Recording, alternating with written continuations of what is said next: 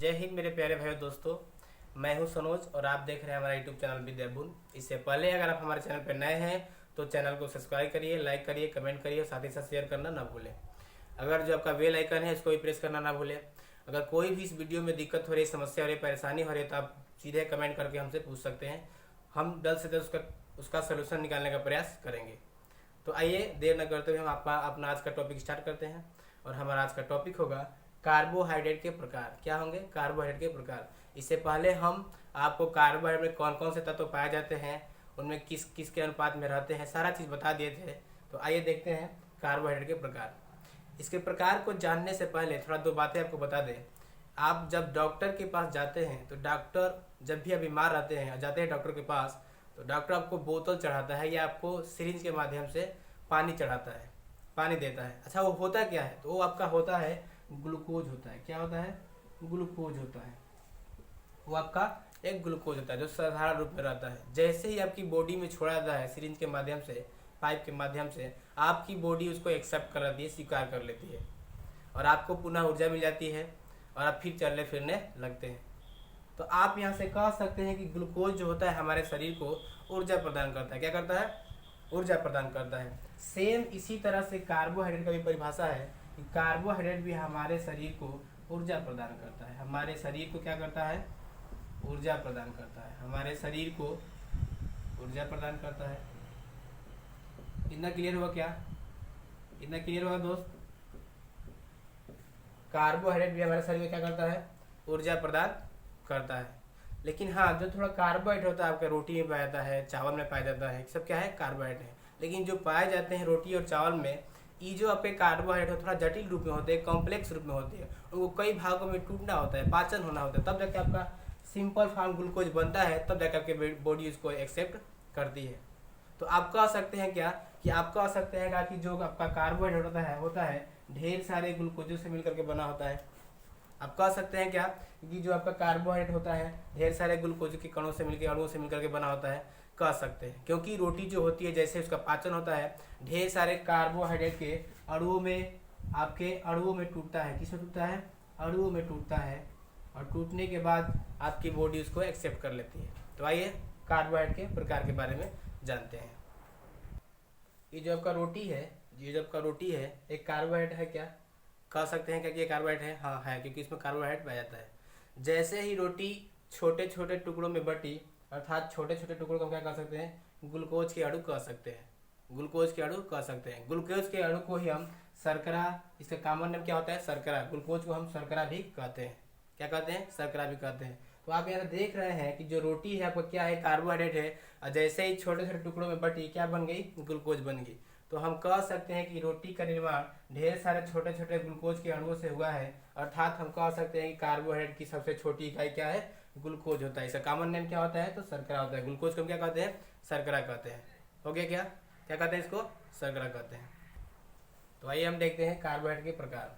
Carbohydrate आपके तीन प्रकार के होते हैं। आपका एक है आपका मोनोसेकेराइड, दूसरा है आपका ओलिगोसेकेराइड और तीसरा है आपका पॉलीसेकेराइड। मोनोसेकेराइड, ओलिगोसेकेराइड और पॉलीसेकेराइड। और बारी बारी से एक एक बारे में जानते हैं। मोनोसेकेराइड को जानने से पहले एक चीज़ देखिए यहाँ पे, अगर हम आपको यहाँ पे H2O लिखे हैं, ये किसका सूत्र होता है? तो जल का सूत्र होता है। किसका होता है? जल का। तो क्या हम कह सकते हैं क्या कि जल का निर्माण हाइड्रोजन और ऑक्सीजन से हुआ है? कह सकते हैं। ये भी कह सकते हैं कि हाइड्रोजन के यहाँ पे 2 परमाणु है और ऑक्सीजन के इसमें यहाँ है 1 परमाणु है। आप पिछले कक्षा में पढ़े होंगे या नहीं जानते हो तो जान लीजिए कि छोटी से छोटी इकाई पदार्थ की छोटी से छोटी इकाई परमाणु होती है। और जब कई सारे परमाणु आपस में मिलते हैं तो अणु का निर्माण करते हैं। क्या करते हैं? अणु का निर्माण करते हैं। यहाँ पे हाइड्रोजन का 2 परमाणु है और ऑक्सीजन का 1 परमाणु है। 2 और 1 मिलकर कितने हुए? 3।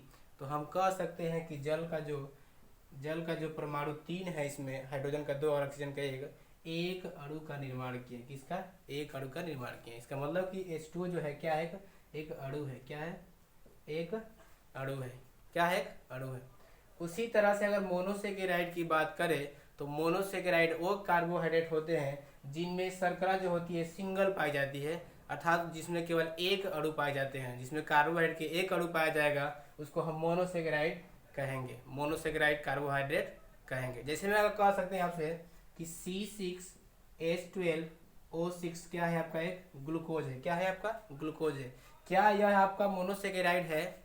तो है, क्या है, क्योंकि कार्बन के 6 परमाणु हैं, हाइड्रोजन के 12 परमाणु हैं, ऑक्सीजन के 6 परमाणु हैं, और ये सभी परमाणु से मिलकर के मात्र एक अणु बना है। किसका? शर्करा का, ग्लूकोज का। किसका बना है? शर्करा का या ग्लूकोज का। तो हम कह सकते हैं कि खुद ब खुद ग्लूकोज एक क्या है, मोनोसेकेराइड कार्बोहाइड्रेट है। इतना क्लियर हुआ। आइए देखते हैं मोनोसेकेराइड के प्रकार। मोनोसेकेराइड के 5 प्रकार होते हैं। एक है आपका ग्लूकोज, एक है आपका फ्रक्टोज, एक है आपका होता है गैलेक्टोज, एक राइबोज है, और एक आपका होता है डीऑक्सी राइबोज। थोड़ा थोड़ा बारी बारी से सबके बारे में जान लेते हैं। आइए देखा देते हैं आपको।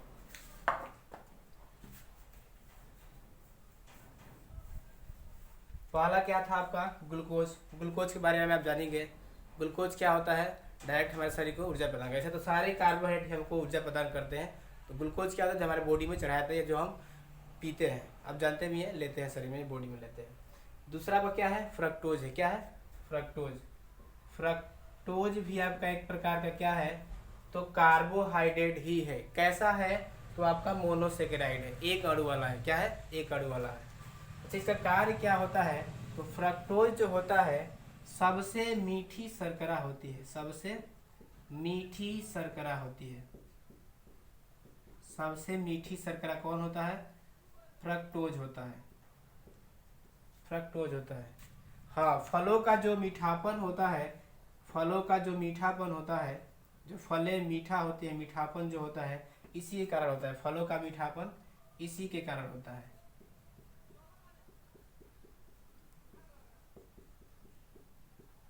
फलों का मीठापन किसके कारण होता है? फ्रक्टोज के कारण ही होता है।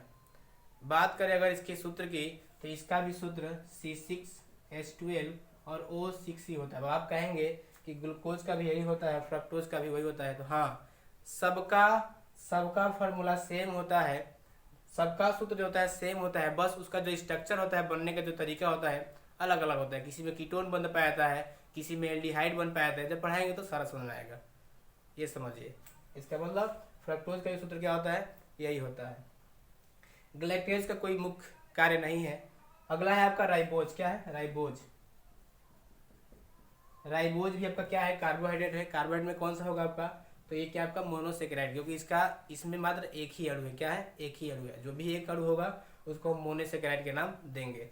राइबोज क्या होता है? तो राइबोज आपका आरएनए में पाया जाता है। किसमें पाया जाता है? आरएनए में। जब हम कोशिका पढ़ाएंगे तो उसमें आपको आरएनए डीएनए देखने को मिलेगा। तो आप कह सकते हैं क्या कि जो आरएनए का निर्माण हुआ है राइबोज से ही हुआ है, और राइबोज आपका क्या है? कार्बोहाइड्रेट है, और इसमें कौन सा कार्बोहाइड्रेट है? तो मोनोसेकेराइड है। क्लियर हुआ। अगला है आपका डीऑक्सीराइबोज। क्या है? डीऑक्सीराइबोज है। डीऑक्सीराइबोज ये क्या होता है? तो ये आपका डीएनए में पाया जाता है। किसमें पाया जाता है? डीएनए में पाया जाता है। तो ये भी हम कह सकते हैं क्या कि जो आपका डीएनए होता है वो भी आपका क्या होता है? कार्बोहाइड्रेट होता है। कौन सा होता है? तो आपका मोनोसेकेराइड होता है। क्या होता है आपका? मोनोसेकेराइड। समझ में आया क्या? डीऑक्सीराइबोज कहाँ पाया जाता है? तो ये आपका कहाँ पाया जाता है? डीएनए में पाया जाता है। एक और क्वेश्चन पूछ सकता है कि प्रकृति में सबसे ज्यादा पाया जाने वाला शर्करा कौन सा है? तो वो आपका होता है डी ग्लूकोज। क्या होता है? D glucose. ये भी आपका क्या है? मोनोसेकेराइड कार्बोहाइड्रेट है, जो प्रकृति में सबसे ज्यादा पाया जाता है। अरे वही जो आपका होता है ग्लूकोन डी का, ये डी ग्लूकोज की बात सेम है। ग्लूकोन डी या डी ग्लूकोज बात सेम है। क्लियर हुआ क्या? अच्छा, अगर इनके क्या बोले फार्मूला की बात करें तो फ्रक्टोज का क्या होता है? C6। इसका भी वही होता है, इसका भी वही होता है। फार्मूला सेम होते हैं, बंद इसका जो फंक्शनल ग्रुप होता है वो अलग अलग होता है। किसी में एल्डिहाइड बंद होता है, किसी में कीटोन होता है, अलग अलग होता है। उसको आगे हम बताएंगे, अब चिंता करने की कोई जरूरत नहीं है। अगर इसके फार्मूला की बात करें राइबोज की और डीऑक्सीराइबोज की, तो आप देख सकते हैं यहाँ पे इसका जो फार्मूला होता है आपका यहाँ पे C5H10O5 होता है। क्या होता है? C5H10O5 होता है। दिख रहा है क्या सर यहाँ पे? हाँ, C5H10O5 आपका होता है। अच्छा, इसका हम नाम रखना चाहें इनके जैसा तो कैसे रखेंगे? हाँ, कोई भी कार्बोहाइड्रेट है उसका नाम रखते समय शब्दों के अंत में ओज शब्द लगाते हैं। क्या लगाते हैं? ओज लगाते हैं। आपको पढ़ाए होंगे या पढ़े भी होंगे कि आपका कार्बन एक, एथ, मेथ, ब्यूट, प्रोपेन होता है कि नहीं? 5 नंबर पे तब क्या होगा आपका? क्या होगा? पेंट होगा। क्या होगा? पेंट होगा। इसमें क्या जोड़ेंगे, ओज जोड़ेंगे, तो क्या बन जाएगा आपका पेंटोज बन जाएगा। क्या बन जाएगा, पेंटोज। अर्थात राइबोज और डीऑक्सीराइबोज का जो फार्मूला होता है वो क्या होता है आपका पेंटोज होता है, C5H10 और O5 होता है। क्लियर हुआ, आगे देखते हैं।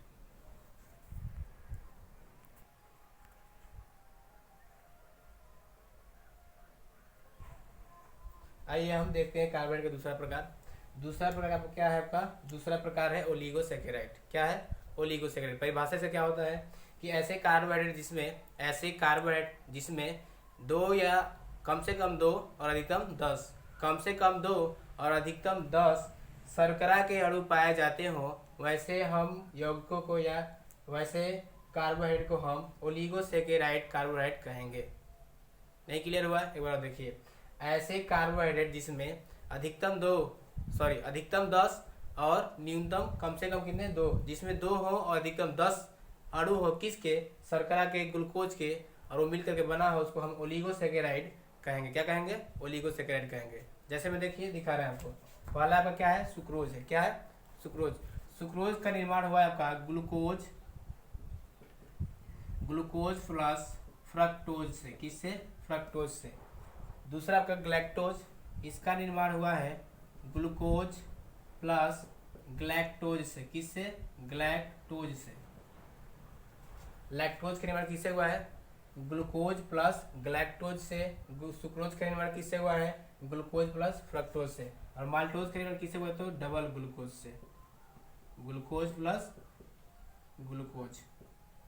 क्लियर हुआ, देख सकते हैं आप कि सुक्रोज का निर्माण ग्लूकोज प्लस फ्रक्टोज से, लैक्टोज का निर्माण ग्लूकोज प्लस ग्लैक्टोज से, और माल्टोज का निर्माण ग्लूकोज प्लस ग्लूकोज से।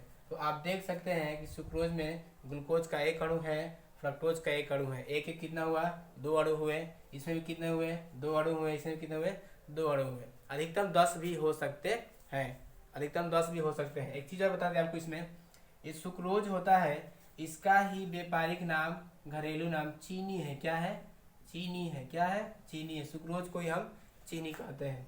ये आपका जो लैक्टोज होता है, लैक्टोज जो होता है ये आपका दूध में पाया जाता है। कहाँ पाया जाता है, दूध में पाया जाता है। और इसी लैक्टोज के कारण दूध का जो स्वाद होता है मीठा होता है। किसके कारण, लैक्टोज के कारण। ये जो आपका माल्टोज होता है, ये आपका बॉइलिंग राइस, जो आपका उबला हुआ चावल होता है, इसको हम माड़ बोलते हैं। क्या बोलते हैं, माड़ बोलते हैं। उसमें पाया जाता है कौन सा, माल्टोज। क्लियर हुआ।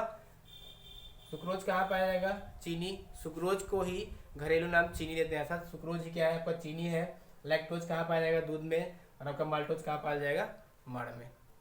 तो आज की वीडियो में इतना ही रहने देते हैं, और नेक्स्ट वीडियो में आपको बताएंगे पॉलीसैकेराइड। तब तक के लिए जय भारत।